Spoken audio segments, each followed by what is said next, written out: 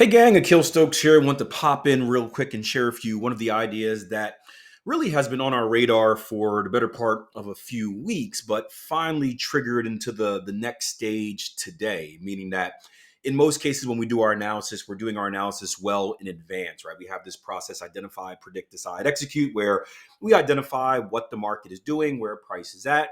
Based on what we identify, we then predict what we think is likely to happen next, and then we do the waiting game of waiting for the signal in the market to occur before the next phase of deciding when to get involved and ultimately getting involved, right? We always want to say that we want to be predictive in our analysis, reactive in our execution, meaning that, yes, trading is about making predictions, right? We make predictive analysis, but we still want to wait for the market to give us that signal before actually getting involved in a trade. If you just place a trade every time you make a prediction, you're probably going to be in a world of trouble. Again, that's just my personal philosophy. There are many out there, but it's worked well for me.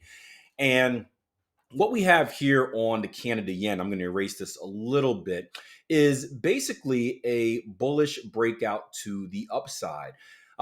We had a bullish breakout pattern. It's not quite an ascending triangle, but if I draw a few lines here at key levels of structure, let's take our most recent one right here, another one looking back right here, and then the highs right here.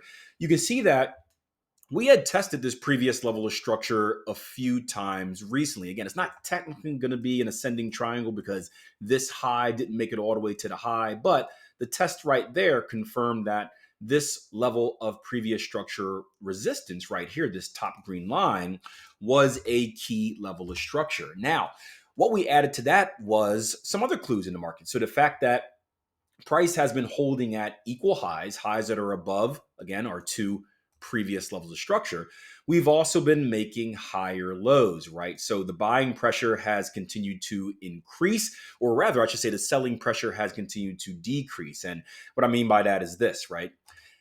To try to make this as simple as possible, right? I look at the chart as far as buying pressure versus selling pressure, and the ebbs and the flows kind of tell me who is in control. When the market pushes up, obviously that's buying pressure, lack of selling pressure, or buying pressure outweighing selling pressure, I should say. When the market pushes down, that is selling pressure outweighing buying pressure.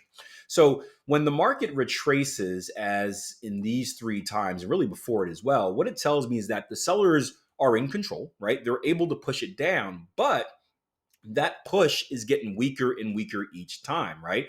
They're able to push it here, then they're only able to push it here, then they're only able to push it here.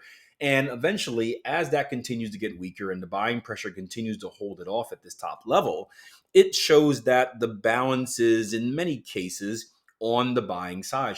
So we should wait for that pop. And that's exactly what we got here yesterday with this higher high, higher close green candle right there. Now, the next stage is the prediction, right? If price action is likely to go higher, then where are we likely to go higher to? And there's a few levels that stand out. One is an intermediate level of structure right here. This one is a relevant level of structure. It's not a strong one in my opinion, but it is something that we should pay attention to. The greater level of structure is going to be a little bit higher. And here's what I'm going to do. I'm going to take out some tools. First, my Fibonacci retracement tool, swing high to swing low, this last leg down. I'm going to look for my 618 Fibonacci retracement, which is the golden mean. I'm also going to take a Fibonacci extension from the last swing up before this break. So that's going to be from this leg right here to that leg right here. Let me erase some of these green lines just to make things a little bit clearer. Fibonacci extension from my swing low to my swing high right here. Again, this was done before the breakout.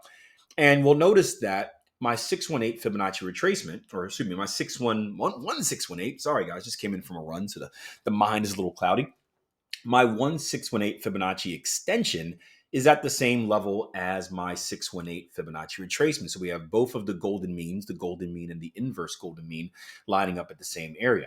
And what I did was I just dropped that a little bit down to the even handle number 104 even, just because I do believe in the power of psychological numbers. Now, if we look left, we're going to see that this comes right below a previous structure shelf, an area where structure found support before, or price found support before breaking down and becoming resistance. Lastly, if we bring in our volume profile, I don't think it helped us too much, but we want to see if there's any type of clues of where price action may go, right? And you can see that we have a void of volume in this area. Typically, a void of volume will say that, hey, it's clear sailing. That's why I deem this level to be, yes, a level of structure, but not a super important level of structure.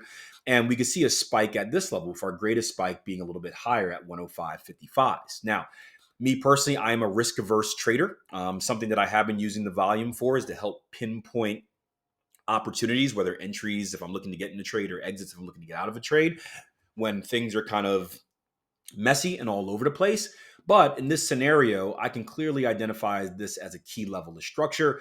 Just because I'm risk averse, I always want to shoot for the lower end, the safest space possible, versus the highest space. But that's going to be personal preference. If you're someone that wants to be a little bit more risky, you can certainly shoot for the upper end of this level of structure as well, or right below it at, say, like the 105 even handle. So we're looking for a continuation up to this level, to 104s. This trade has been on our radar for a while, and we're finally getting a positive sign for that break.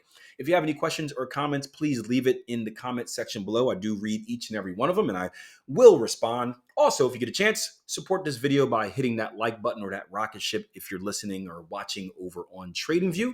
And I'll see you guys this weekend with another weekend Trading Edge video. Until then, plan your trade, trade your plan. Take care.